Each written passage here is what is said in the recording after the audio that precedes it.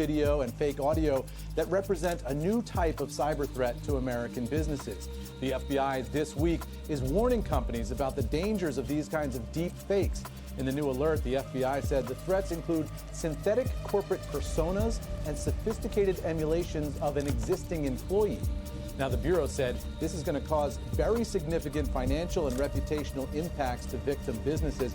And all of it means the cyber threats of the next couple of years are going to make today's spear phishing emails and business frauds look quaint by comparison. What is a challenge is attacks that are specially tuned and targeted to the individual.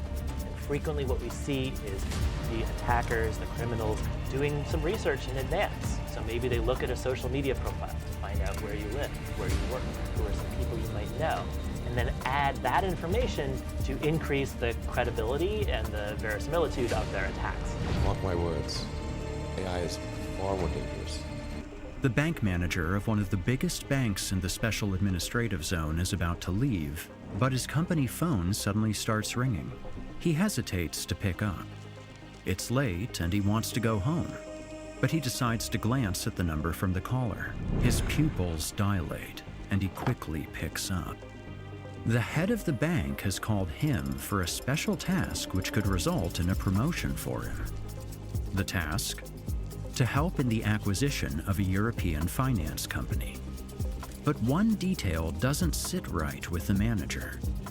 To complete the acquisition, he must send $35 million to 17 different bank accounts located throughout the world. This seems incredibly strange, and the manager starts to get nervous. The director tells him to calm down and proceeds to send him several emails which are supposed to verify the authenticity of the transaction. The manager checks the email address and confirms that it is indeed the director's email. The emails include a few contracts signed by the director and a US-based lawyer called Martin Zellner, who oversaw the acquisition. The manager then opens his accounting software and begins to send out the money.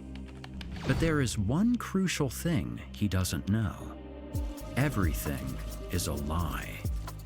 Martin Zellner isn't part of the acquisition. All the documents and emails are fake. The director's email account had been hacked, and the 17 bank accounts don't belong to investors, but to an international cybercrime organization that had hacked into the company's systems. Even the person on the phone was completely fake. It turns out that the hackers had spoofed the phone to make it seem as if the caller was the director. And it gets even crazier. The person the manager was talking to wasn't even a person. It was a deep voice AI software programmed to sound exactly like the company's director. Throughout 2019, the hackers had allegedly compromised the director's phone and were recording all of his calls in order to build up a voice database. They then fed these recordings into their AI, and after months of testing and machine learning, the software was able to perfectly replicate the director's voice. There are several technologies that can fake entire voices, such as Google's Talkotron 2, TalkNet, Koki AI TTS, and VoiceMod. However, most of these use text-to-speech, which usually has a delay. And the softwares that use real-time voice changing usually seem very unnatural. Wouldn't it be crazy if I could type something Let's turn and it a on. computer could say those words? This is the Odin voice effect. This is what my actual voice sounds like. And this is what my voice sounds like using the magic of AI. But since the criminals were having a perfectly smooth conversation with the manager, they were most likely using an unidentified custom software program. But fake voice AIs aren't even the most dangerous technologies when it comes to artificial intelligence tools for fraudsters and hackers. I am not Morgan Freeman. What you see is not real. Well, at least in contemporary terms, it is not.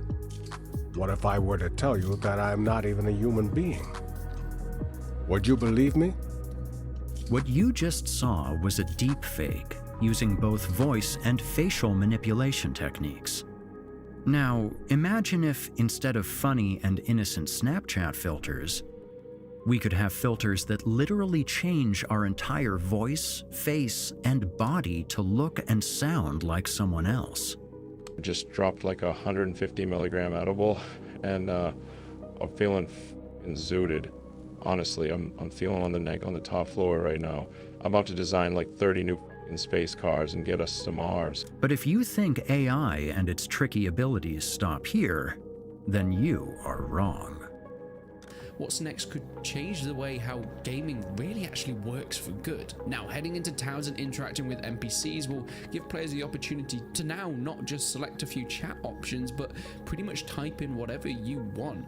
Yes, you can put in anything. Of course, role-playing within the game somewhat helps, as they have been taught about Mount and Blade. Currently, it's clear that OpenAI takes a few seconds to really register what's going on, then type back, but it does do it, and boy does it look cool. The AI has been taught the backstory and where it is in the world. As far as I can tell, it stays consistent, and because of the way OpenAI and ChatGPT works, it remembers your past conversations, so coming back will be similar. OpenAI, the company responsible for the groundbreaking DALL-E 2 art software, recently released a new, controversial AI bot called ChatGPT.